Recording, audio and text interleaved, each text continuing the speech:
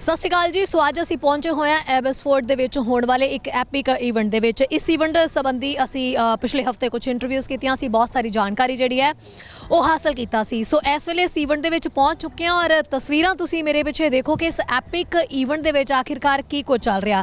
ਹੁਣ ਤੁਹਾਨੂੰ ਇੱਥੇ ਦਿਖ ਰਹੇ ਹੋਣਗੇ ਬਹੁਤ ਪੁਰਾਣੇ ਜਿਹੜੇ ਮਿਲਟਰੀ ਦੇ ਜਹਾਜ਼ ਕਹੇ ਜਾ ਸਕਦੇ ਨੇ ਔਰ ਬਹੁਤ ਕੁਝ ਇੱਥੇ ਬੱਚਿਆਂ ਨੂੰ ਜਾਣਕਾਰੀ ਮੁਹੱਈਆ ਜਿਹੜੀ ਹੈ ਕਰਵਾਈ ਜਾ ਰਹੀ ਹੈ।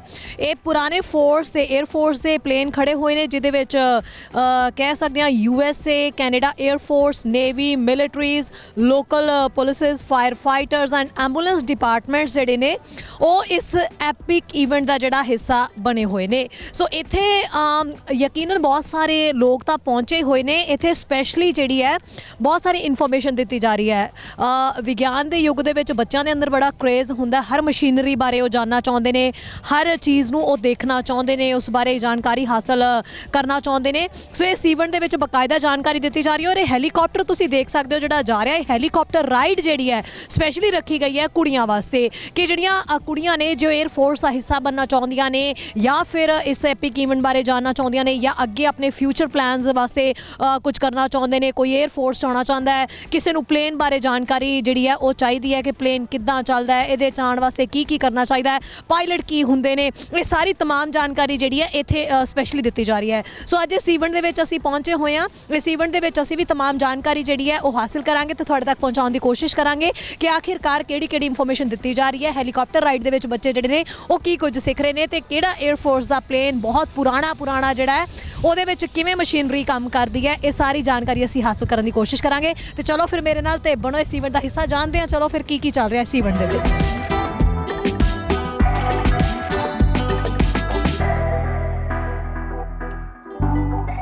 ਸੋ ਇੱਥੇ ਇਸ ਵੇਲੇ ਪਹੁੰਚੇ ਹਾਂ। ਇੱਥੇ ਜਦੋਂ ਇਸ ਵਾਲੀ ਸਾਈਡ ਤੇ ਅਸੀਂ ਆਏ ਤਾਂ ਇੱਥੇ ਫਾਇਰ ਰੈਸਕਿਊ ਜਿਹੜੇ ਨੇ ਉਹਦੇ ਬਾਰੇ ਸਾਰੀ ਜਾਣਕਾਰੀ ਦਿੱਤੀ ਜਾ ਰਹੀ ਹੈ ਔਰ ਇਹ ਲੰਬੀ ਲਾਈਨ ਤੁਸੀਂ ਦੇਖ ਸਕਦੇ ਹੋ। ਇਹ ਸਾਰੇ ਖੜੇ ਨੇ, ਨਾਲ ਬੱਚੇ ਨੇ ਇਹਨਾਂ ਦੇ ਤੇ ਇਹ ਰੈਸਕਿਊ ਜਿਹੜਾ ਹੈ, ਫਾਇਰ ਰੈਸਕਿਊ ਜਿਹੜਾ ਉਹ ਕਿੱਦਾਂ ਹੁੰਦਾ ਹੈ ਔਰ ਫਾਇਰ ਫਾਈਟਰਸ ਦੀਆਂ ਟੀਮਾਂ ਜਿਹੜੀਆਂ ਨੇ ਉਹ ਕੰਮ ਕਿੱਦਾਂ ਕਰਦੀਆਂ ਨੇ ਤੇ ਕੀ ਇਹਦੇ ਲਈ ਜ਼ਰੂਰੀ ਹੁੰਦਾ ਹੈ, ਇਹ ਸਭ ਜਿਹੜੀ ਜਾਣਕਾਰੀ ਹੈ ਇਹ ਇੱਥੋਂ ਹਾਸਿਲ ਬੱਚੇ ਕਰ ਸਕਦੇ ਨੇ।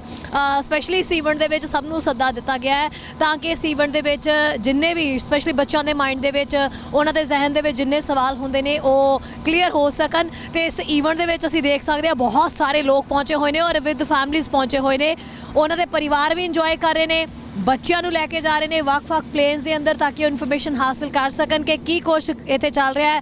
ਫਾਇਰ ਫਾਈਟਰਸ ਦੀਆਂ ਜਿਹੜੀਆਂ ਗੱਡੀਆਂ ਨੇ, ਫਾਇਰ ਰੈਸਕਿਊ ਹੈ ਉਹ ਕਿੱਦਾਂ ਹੁੰਦਾ ਹੈ, ਇਸ ਸੰਬੰਧੀ ਵੀ तमाम ਜਾਣਕਾਰੀ ਜਿਹੜੀ ਹੈ ਉਹ ਦਿੱਤੀ ਜਾ ਰਹੀ ਹੈ।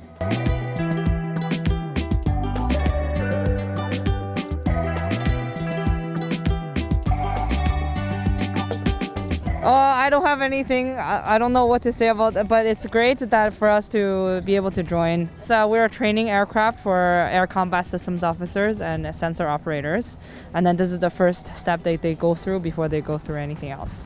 Yeah. So how it works? They will go on this to do missions on this aircraft, and then they learn how to operate a radar and all that kind of things. To let them know what we do in the Air Force is a good way to let them learn more, right? ਸੋ ਇਸ ਵੇਲੇ ਇਹ Canadian ਜਿਹੜਾ rescue patrolling ਦਾ ਜਿਹੜਾ plain ਹੈ ਇਹਦੇ ਵਿੱਚ ਅਸੀਂ ਜਾ ਰਹੇ ਹਾਂ ਜਿੱਥੇ ਇਨਫੋਰਮੇਸ਼ਨ ਬੱਚਿਆਂ ਨੂੰ ਦਿੱਤੀ ਜਾ ਰਹੀ ਹੈ। ਬਕਾਇਦਾ ਤੁਸੀਂ ਇਹਦੇ ਵਿੱਚ ਐਂਟਰ ਹੋ ਸਕਦੇ ਹੋ। ਐਂਟਰ ਹੋ ਕੇ ਇਹਦੇ ਵਿੱਚ ਕਿਹੜੀਆਂ ਚੀਜ਼ਾਂ ਨੇ, ਕਿਉਂਕਿ ਜ਼ਾਹਿਰ ਜੀ ਗੱਲ ਬਹੁਤ ਸਾਰੇ ਸਵਾਲ ਹਰ ਕਿਸੇ ਦੇ ਮਾਈਂਡ ਦੇ ਵਿੱਚ ਹੁੰਦੇ ਨੇ। ਸੋ ਆਜੋ ਆਪਾਂ ਚੱਲਦੇ ਹਾਂ ਇਸ ਪਲੇਨ ਦੇ ਅੰਦਰ ਤੇ ਦੇਖਦੇ ਹਾਂ ਵੀ ਇੱਥੇ ਕੀ ਕੁਛ ਹੈ ਔਰ ਕਿੱਦਾਂ ਦੀ ਇਨਫੋਰਮੇਸ਼ਨ ਸਾਨੂੰ ਮਿਲ ਸਕਦੀ ਹੈ। ਸੋ ਇਹ ਅੰਦਰੋਂ ਇਸ ਪਲੇਨ ਨੂੰ ਤੁਸੀਂ ਦੇਖਿਓ, ਜਿਹੜਾ ਰੈਸਕਿਊ ਵਾਲਾ ਪਲੇਨ ਹੈ, ਕੈਨੇਡੀਅਨ ਪਲੇਨ ਹੈ, ਰੈਸਕਿਊ ਕੈਨੇਡੀਅਨ ਪਲੇਨ। ਸੋ ਇਹਦੇ ਵਿੱਚ ਕਿਸ ਤਰੀਕੇ ਨਾਲ ਇਹ ਅੱਗੇ ਜਿੱਥੇ ਪਾਇਲਟ ਬੈਠਦੇ ਨੇ ਉੱਥੇ ਕਿੱਦਾਂ ਦੀ ਜਿਹੜੀ ਹੈਗੀ ਹੈ ਮਸ਼ੀਨਰੀ ਐਂਡ ਆਲ ਸਾਰੀਆਂ ਚੀਜ਼ਾਂ ਬਣੀਆਂ ਹੋਈਆਂ ਨੇ ਔਰ ਇਹ ਕਾਫੀ ਇੰਟਰਸਟਿੰਗ ਚੀਜ਼ ਹੁੰਦੀ ਹੈ ਕਿਉਂਕਿ ਵੈਸੇ ਤਾਂ ਜਦੋਂ ਅਸੀਂ ਸਫ਼ਰ ਲਈ ਜਾਂਦੇ ਹਾਂ ਤਾਂ ਇੰਨਾ ਮੌਕਾ ਨਹੀਂ ਹੁੰਦਾ ਵੀ ਸਾਨੂੰ ਪਲੇਨ ਦੇ ਵਿੱਚ ਇੰਨੀ ਜਾਣਕਾਰੀ ਜਿਹੜੀ ਹੈ ਗਾਇਸ ਮਿਲ ਸਕੇ। ਸੋ ਇਹ ਤੁਸੀਂ ਦੇਖ ਸਕਦੇ ਹੋ ਕਿ ਇੱਥੇ ਬਹੁਤ ਸਾਰੀਆਂ ਚੀਜ਼ਾਂ ਦਿੱਤੀਆਂ ਗਈਆਂ ਨੇ। Can we talk?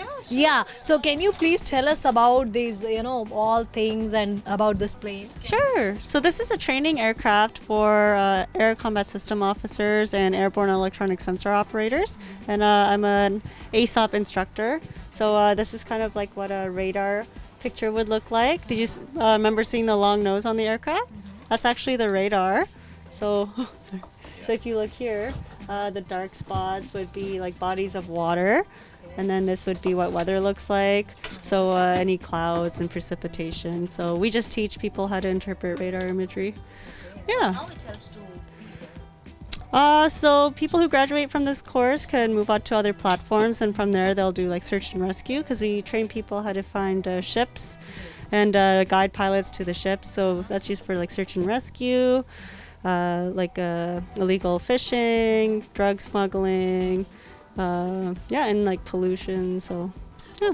ਸੋ ਇਹ ਤੁਸੀਂ ਸੁਣਿਆ ਕਿ ਨੋਇਜ਼ ਪੋਲਿਊਸ਼ਨ ਦੀ ਇਹਨਾਂ ਨੇ ਗੱਲ ਕੀਤੀ ਹੈ, ਡਰੱਗਸ ਐਂਡ ਕਿਸੇ ਵੀ ਤਰ੍ਹਾਂ ਦਾ ਕੋਈ ਗੈਰ ਕਾਨੂੰਨੀ ਕੰਮ ਹੁੰਦਾ ਹੈ, ਇਹ ਸਾਰਾ ਰੈਸਕਿਊ ਵਾਸਤੇ ਜਿਹੜਾ ਹੈ ਬਕਾਇਦਾ ਰੱਖਿਆ ਗਿਆ। ਸੋ ਇਹ ਪਲੇਨ ਅੰਦਰੋਂ ਇਸ ਤਰ੍ਹਾਂ ਦਾ ਬਣਿਆ ਹੋਇਆ ਹੈ, ਲਾਈਕ ਜਿੱਦਾਂ ਜਿਹੜੀ ਰੈਸਕਿਊ ਟੀਮ ਹੈ ਉਹ ਬੈਠਦੀ ਹੈ ਔਰ ਬਕਾਇਦਾ ਇੱਥੇ ਕੰਪਿਊਟਰਸ ਸਕਰੀਨ ਦੇ ਉੱਤੇ ਸਾਰੀ ਇਹ ਇਨਫੋਰਮੇਸ਼ਨ ਜਿਹੜੀ ਹੈ ਉਹ ਆਉਂਦੀ ਰਹਿੰਦੀ ਹੈ ਕਿ ਕੀ ਕੁਝ ਚੱਲ ਰਿਹਾ, ਕਿੱਥੇ ਕਿਹੜੀ ਚੀਜ਼ ਹੋ ਰਹੀ ਹੈ, ਤਾਂ ਕਿ ਥਰੂ ਏਅਰ ਜਿਹੜੀ ਹੈ ਨਜ਼ਰ ਰੱਖੀ ਜਾ ਸਕੇ ਔਰ ਸਾਰਾ ਪਤਾ ਲੱਗ ਸਕੇ।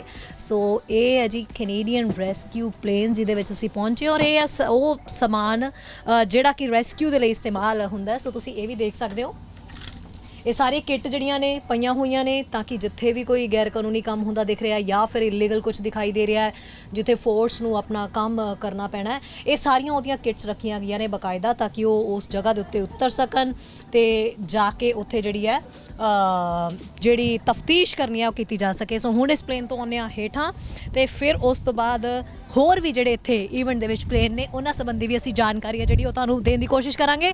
ਪਰ ਇਸ ਈਵੈਂਟ ਦੇ ਵਿੱਚ ਵਾਕਈ ਪਹੁੰਚਣ ਦੇ ਉੱਤੇ ਬਹੁਤ ਸਾਰੀ ਜਿਹੜੀ ਹੈ ਉਹ ਗਾਈਡੈਂਸ ਮਿਲ ਰਹੀ ਹੈ, ਬਹੁਤ ਸਾਰੀ ਨੌਲੇਜ ਮਿਲ ਰਹੀ ਹੈ। ਹੋਰ ਵੀ ਅੱਗੇ ਪਲੇਨਸ ਦੇ ਵਿੱਚ ਚੱਲਦੇ ਉਹਨਾਂ ਸੰਬੰਧੀ ਵੀ ਕੋਸ਼ਿਸ਼ ਕਰਾਂਗੇ ਕਿ ਕੁਝ ਜਾਣਕਾਰੀ ਜਿਹੜੀ ਹੈ ਉਹ ਹਾਸਿਲ ਕੀਤੀ ਜਾ ਸਕੇ।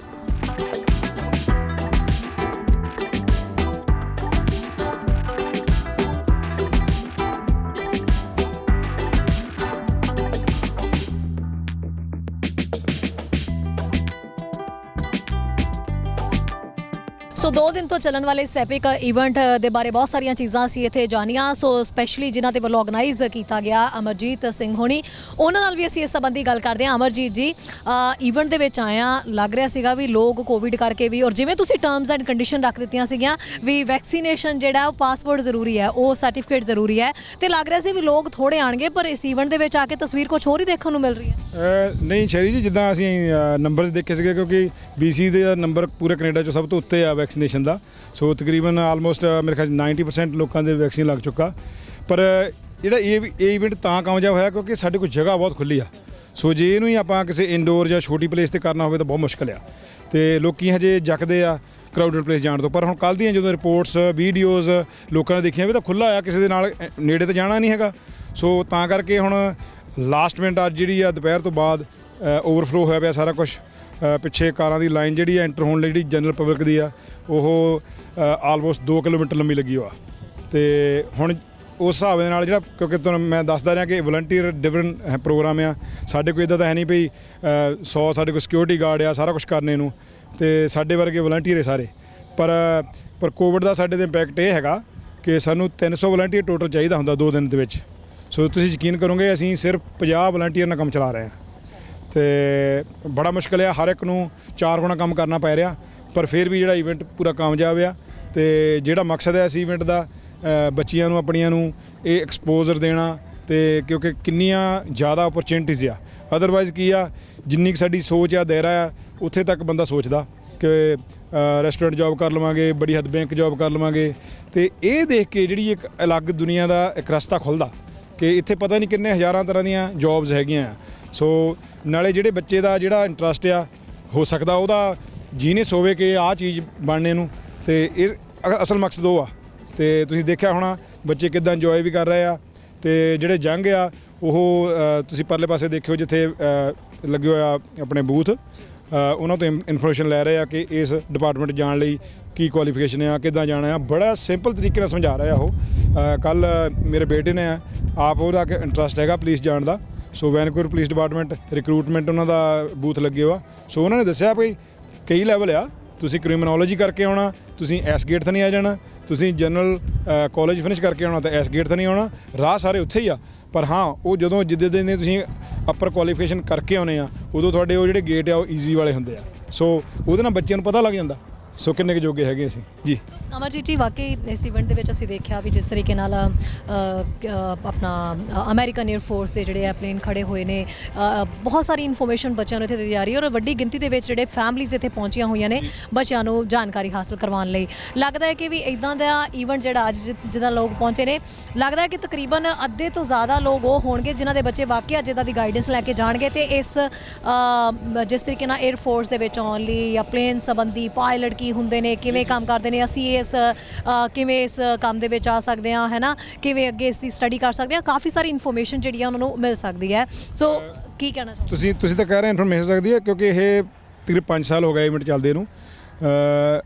ਇਹਦੇ ਵਿੱਚ ਇਦਾਂ ਦੇ ਆ ਜਿਨ੍ਹਾਂ ਨੇ ਪਹਿਲੇ ਸਾਲ ਵਲੰਟੀਅਰ ਕੀਤਾ ਸੀ ਤੇ ਉਹਨਾਂ ਨੇ ਜੁਆਇਨ ਕਰਕੇ ਹੁਣ ਉਹ ਕਿਸੇ ਨਾ ਕਿਸੇ ਆਰਮੀ ਜਾਂ 에ਅਰ ਫੋਰਸ ਦੇ ਕਿਤੇ ਨਾ ਕਿਸੇ ਕਰੋ ਲੱਗੇ ਹੋ ਪੋਸਟ ਤੇ ਉਹ ਸਪੈਸ਼ਲ ਵਿਜ਼ਿਟ ਕਰਨ ਆਉਂਦੇ ਦੁਬਾਰਾ ਤੇ ਉਹ ਦੱਸਦੇ ਆ ਕਹਿੰਦੇ ਵੀ ਇੱਥੋਂ ਮੈਨੂੰ ਰਾਹ ਮਿਲਿਆ ਸੀ। ਤੇ ਈਵਨ ਮੇਰੀ ਬੇਟੀ ਆਰਮੀ ਜੁਆਇਨ ਕੀਤੀ ਹੋਈ, ਉਹਨੇ ਨਾਲ ਫਰੇਜ਼ਰ ਹੈਲਥ 'ਚ ਕੰਮ ਕਰਦੀ ਆ।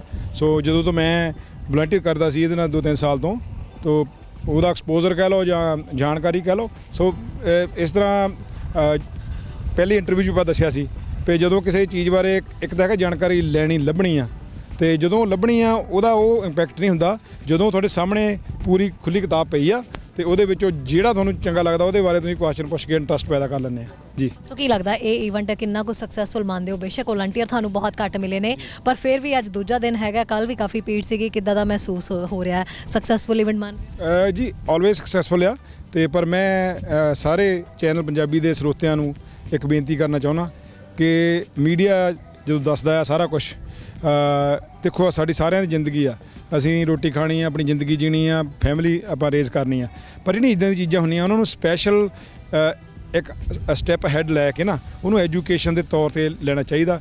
ਸਾਡੇ ਇਸ ਸਾਲ ਦੇ ਮੇਰੇ ਐਕਸਪੋਜ਼ਰ ਦੇ ਥਰੂ ਬਹੁਤ ਸਾਰੇ ਲੋਕੀ ਆਏ ਆ ਸਾਡੀ ਕਮਿਊਨਿਟੀ ਦੇ, ਪਰ ਉਹਨਾਂ ਦਾ 80% ਜਿਹੜਾ ਸਿਰਫ ਇੱਕ ਗਲਿਚ ਹੀ ਸੀਗਾ, ਹੈਲੀਕਾਪਟਰ ਫ੍ਰੀ ਰਾਈਡ ਆ।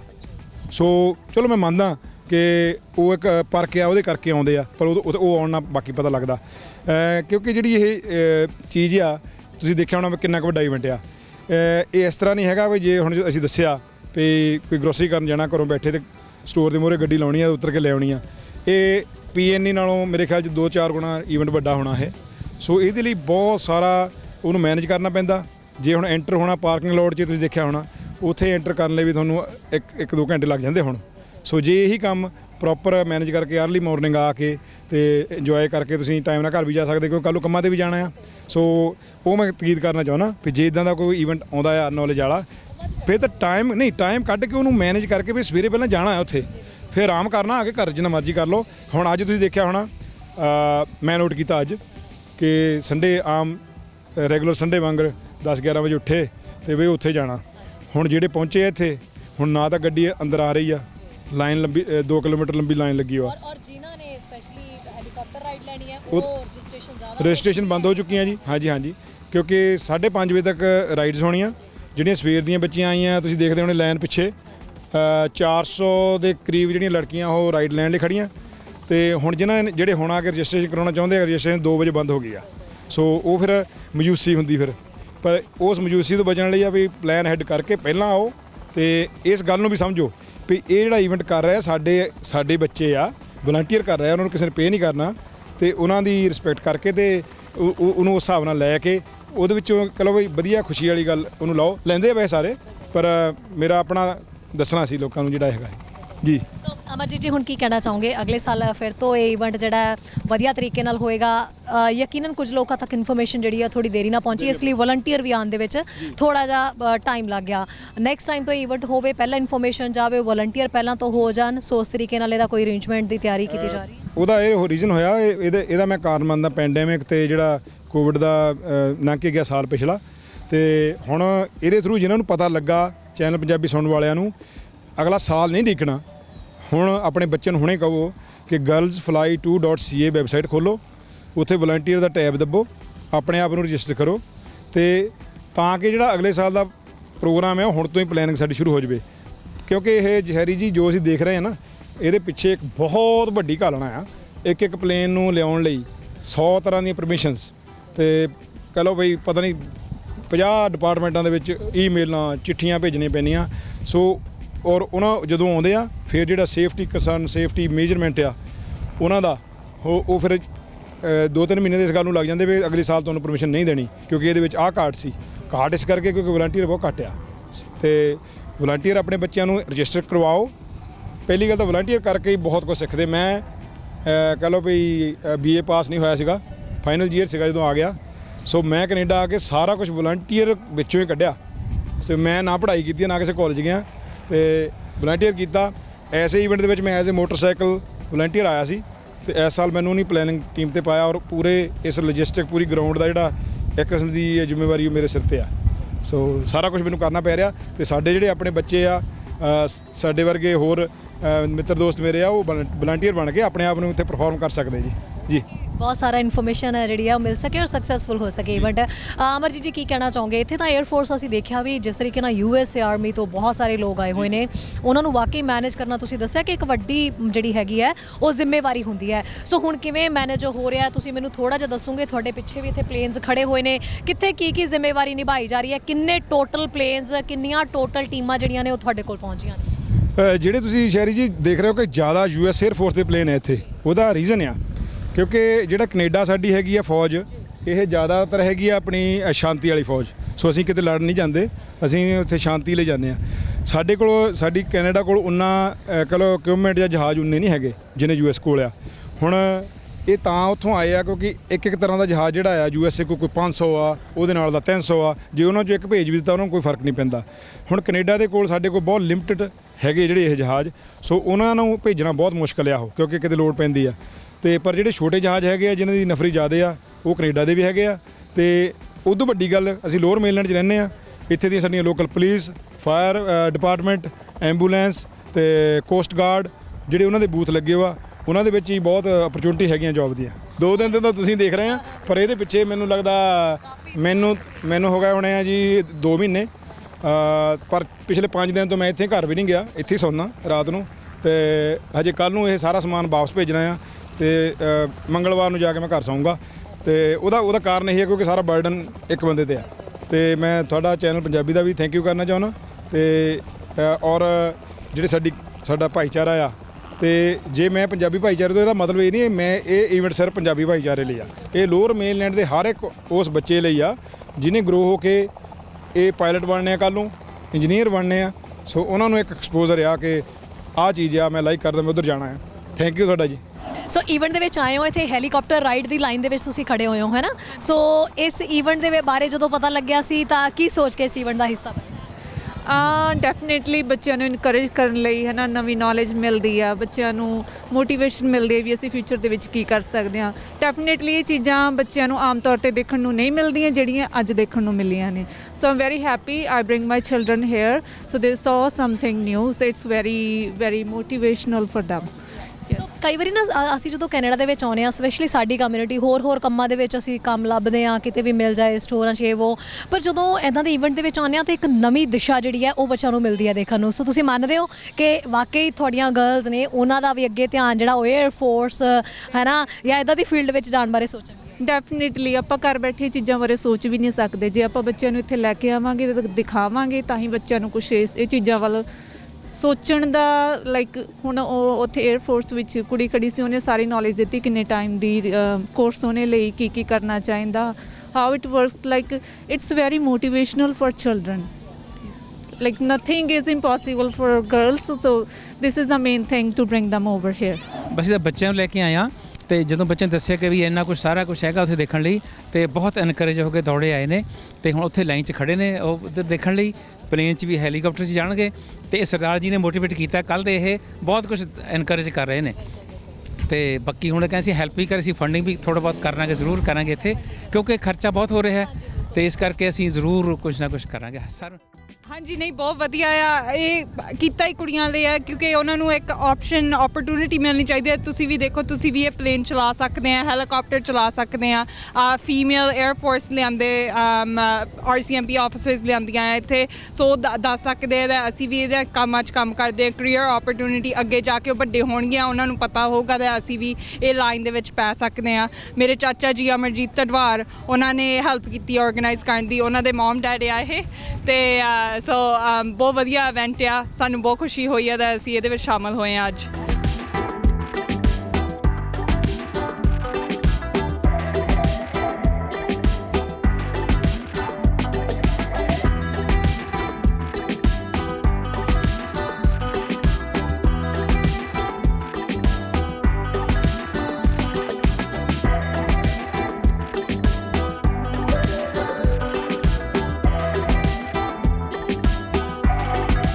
ਇਸ ਵੇਲੇ ਇਸ ਇਵੈਂਟ ਦੇ ਅਸੀਂ ਜਿਸ ਹਿੱਸੇ 'ਚ ਪਹੁੰਚੇ ਹਾਂ ਉਹ ਵੀ ਤੁਹਾਨੂੰ ਦਿਖਾਉਣ ਜਾ ਰਹੇ ਹਾਂ ਕੈਨੇਡੀਅਨ ਆਰਮੀ ਦੀ ਇਹ ਗੱਡੀ ਖੜੀ ਹੋਈ ਹੈ ਐਮਰਜੈਂਸੀ ਵਾਸਤੇ ਸੋ ਐਮਰਜੈਂਸੀ ਦੇ ਹਾਲਾਤਾਂ ਦੇ ਵਿੱਚ ਜਦੋਂ ਕੋਈ ਦਿੱਕਤ ਆਉਂਦੀ ਹੈ ਸਪੈਸ਼ਲੀ ਜਦੋਂ ਕੋਈ ਲੜਾਈ ਲੱਗਦੀ ਹੈ ਕਿਸੇ ਵੀ ਹਾਲਾਤ ਦੇ ਵਿੱਚ ਸੋ ਤੁਸੀਂ ਇਹ ਦੇਖ ਸਕਦੇ ਹੋ ਕਿ ਇਹ ਸਾਰਾ ਇੱਥੇ ਦਿਖਾਇਆ ਜਾ ਰਿਹਾ ਹੈ ਬਕਾਇਦਾ ਬੱਚਿਆਂ ਨੂੰ ਕਿ ਕਿਵੇਂ ਜਿਹੜੀ ਹੈ ਐਮਰਜੈਂਸੀ ਜਿਹੜੀ ਹੈ ਉਹ ਕੰਮ ਕਰਦੀ ਹੈ ਕੈਨੇਡੀਅਨ ਆਰਮੀ ਦੀ ਇਹ ਗੱਡੀ ਔਰ ਇਹ ਦੇਖ ਸਕਦੇ ਹੋ ਕਿ ਇੱਕ ਇੱਥੇ ਪ੍ਰੋਪਰ ਦੱਸਣ ਵਾਸਤੇ ਬੱਚਿਆਂ ਨੂੰ ਇੱਕ ਇਸ ਤਰੀਕੇ ਦਾ ਸਟੈਚੂ ਹੈ ਜਿਹਦੇ ਵਿੱਚ ਇਨਫੋਰਮੇਸ਼ਨ ਦਿੱਤੀ ਜਾ ਰਹੀ ਕਿ ਬਕਾਇਦਾ ਦੇਖੋ ਬੈਲਟ ਜਿਹੜੀ ਹੈ ਉਹ ਕਿਵੇਂ ਲੱਗਦੀ ਹੈ ਕਿੱਥੇ ਲੱਗ ਰਹੀ ਔਰ ਛੋਟੇ ਛੋਟੇ ਬੱਚੇ ਦੇਖੋ ਕਿਸ ਤਰੀਕੇ ਨਾਲ ਬੜੇ ਧਿਆਨ ਦੇ ਨਾਲ ਇਹਨਾਂ ਚੀਜ਼ਾਂ ਵੱਲ ਗੌਰ ਕਰ ਰਹੇ ਨੇ ਸਿੱਖ ਰਹੇ ਨੇ ਜਾਣਨਾ ਚਾਹੁੰਦੇ ਨੇ ਇਸ ਸੰਬੰਧੀ ਔਰ ਸਵਾਲ ਕਰ ਰਹੇ ਨੇ ਜੋ ਕਿ ਇਸ ਈਵੈਂਟ ਦਾ ਮਕਸਦ ਹੈ ਬੱਚੇ ਇਹ ਚੀਜ਼ਾਂ ਨੂੰ ਦੇਖਣ ਤੁਸੀਂ ਤਸਵੀਰਾਂ ਦੇ ਵਿੱਚ ਦੇਖ ਸਕਦੇ ਹੋ ਕਿ ਬੱਚੇ ਦੇਖੋ ਸਵਾਲ ਕਰ ਰਹੇ ਨੇ ਕਿਸ ਤਰੀਕੇ ਨਾਲ ਆਕਸੀਜਨ ਜਿਹੜੀ ਹੈ ਕਿਸੇ ਨੂੰ ਦਿੱਤੀ ਜਾਂਦੀ ਹੈ ਐਮਰਜੈਂਸੀ ਦੇ ਹਾਲਾਤਾਂ ਦੇ ਵਿੱਚ ਉਹਨੂੰ ਖੁਦ ਚੈੱਕ ਕਰ ਰਹੇ ਨੇ ਮਹਿਸੂਸ ਕਰ ਰਹੇ ਨੇ ਤੇ ਉਸ ਸੰਬੰਧੀ ਸਵਾਲ ਕਰ ਰਹੇ ਨੇ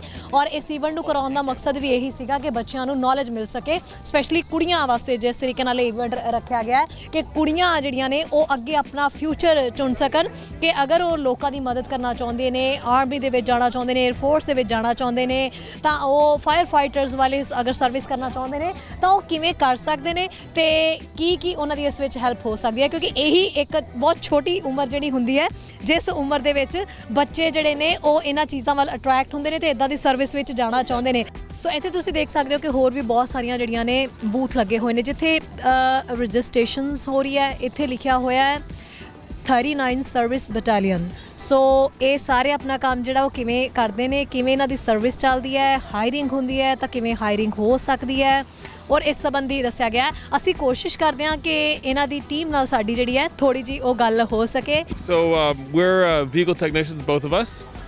We're here with 39 Service Battalion. We're reservists part-time, and this is our mobile repair truck. We brought this out to show people whenever a vehicle breaks down in the field, we take this out to them to repair them in the field, basically. Well, it's an off-road heavy vehicle, so we can take it pretty much anywhere. It's 8-wheel drive. We can lock up all the wheels and get anywhere. On the back, there's a crane. We use that we can pick an engine out of a vehicle if it needs to be replaced, throw it on the back of our truck. We can put generators up there, and then we have a climate-controlled workshop where we do repairs out of. We've got all the tools there, compressed air, electricity, everything we need to carry out the mission.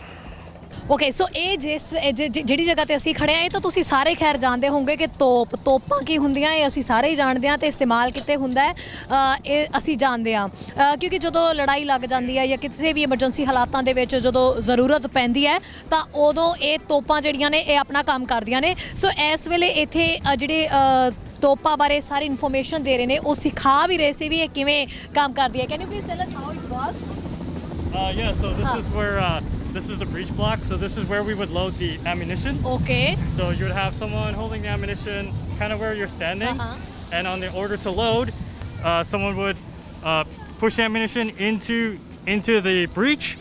The guy standing here is going to close the breech, and now the ammunition is locked in place, and the gun would be ready to fire.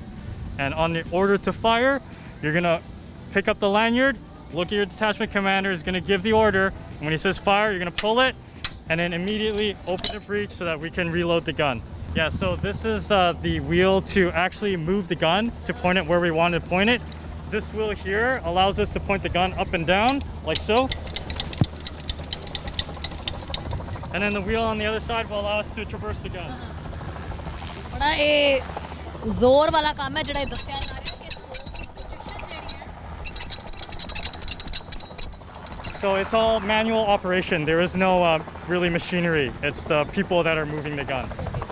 ਸੋ ਇਹ ਸਾਰਾ manual function ਹੈ ਔਰ ਬਹੁਤ ਜ਼ੋਰ ਦਾ ਕੰਮ ਹੈ ਜਿਹੜਾ ਇਹਨਾਂ ਦੱਸਿਆ ਔਰ ਉਹ ਕੁਇਕ ਇਹ ਕਰਨਾ ਹੁੰਦਾ ਹੈ ਕਿਉਂਕਿ ਜਦੋਂ ਇਹਨਾਂ ਨੂੰ ਕਮਾਂਡਰ ਦੇ ਵੱਲੋਂ ਹੁਕਮ ਦਿੱਤੇ ਜਾਂਦੇ ਨੇ ਤਾਂ ਕਿਵੇਂ ਇਹ ਸਾਰਾ ਵਰਕ ਕਰਦਾ ਇਹ ਸਾਰਾ ਇਹਨਾਂ ਨੇ ਦੱਸ ਚੁੱਕਿਆ ਔਰ ਸਪੈਸ਼ਲੀ ਜਿਹੜੀ ਇਹ ਚੀਜ਼ ਹੈ ਕਿ ਤੋਪ ਦੀ ਪੋਜੀਸ਼ਨ ਸੈੱਟ ਕਰਨੀ ਇਹਦੇ ਵਾਸਤੇ ਜੋਸ਼ ਵੀ ਬਹੁਤ ਜ਼ਿਆਦਾ ਚਾਹੀਦਾ ਹੈ ਔਰ ਸਪੀਡ ਤੁਹਾਡੀ ਹੋਣੀ ਚਾਹੀਦੀ ਹੈ ਕਿਉਂਕਿ ਕੁਇਕਲੀ ਉਹਨਾਂ ਨੇ ਫਾਸਟ ਕਰਨਾ ਹੁੰਦਾ ਹੈ ਜਦੋਂ ਇਹ ਤੋਪ ਦਾ ਗੋਲਾ ਇਹਨਾਂ ਨੇ ਛੱਡਣਾ ਹੁੰਦਾ ਹੈ ਸੋ ਸਾਰੀ ਇਹਦੇ ਬਾਰੇ ਇਨਫੋਰਮੇਸ਼ਨ ਦਿੱਤੀ ਔਰ ਬਹੁਤ ਸਾਰੇ ਬੱਚੇ ਇੱਥੇ ਆ ਕੇ ਇਸ ਚੀਜ਼ ਪੁੱਛ ਰਹੇ ਸੀਗੇ ਔਰ ਉਹ ਚੀਜ਼ ਵੀ ਅਸੀਂ ਤੁਹਾਨੂੰ ਦਿਖਾਈ ਹੈ ਵੀ ਕਿਵੇਂ ਦੇ ਸਵਾਲ ਬੱਚਿਆਂ ਵੱਲੋਂ ਕੀਤੇ ਜਾ ਰਹੇ ਸੀ ਔਰ ਬੜਾ ਇੰਟਰਸਟ ਪੈਦਾ ਹੋ ਰਿਹਾ ਸੀ ਸੋ ਇਹ ਹੈਗੀ ਹੈ ਕਿ ਤੋਪ ਜਿਹੜੀ ਹੈ ਫੋਰਸ ਦੀ ਉਹ ਕੰਮ ਕਿਵੇਂ ਕਰਦੀ ਹੈ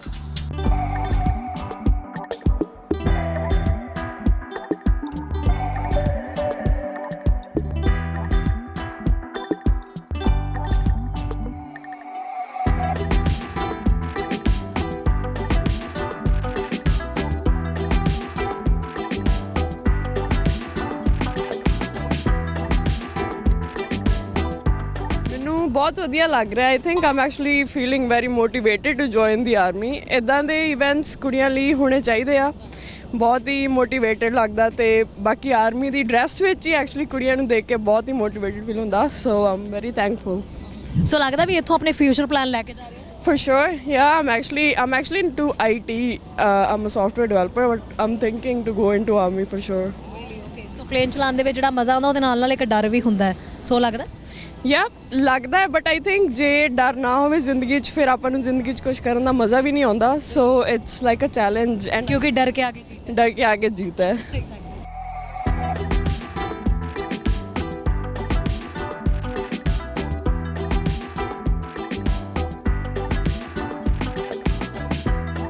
Girls can fly too!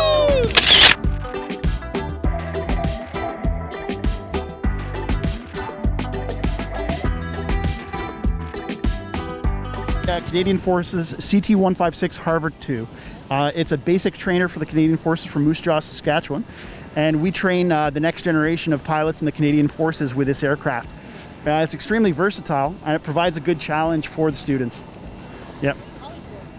Well, it's got an engine in the front, which is a PT668. So it's a turboprop. And the intake comes in and it's going to use the thrust from the jet engine to spin the main propeller. So it acts and it reacts a lot like a jet.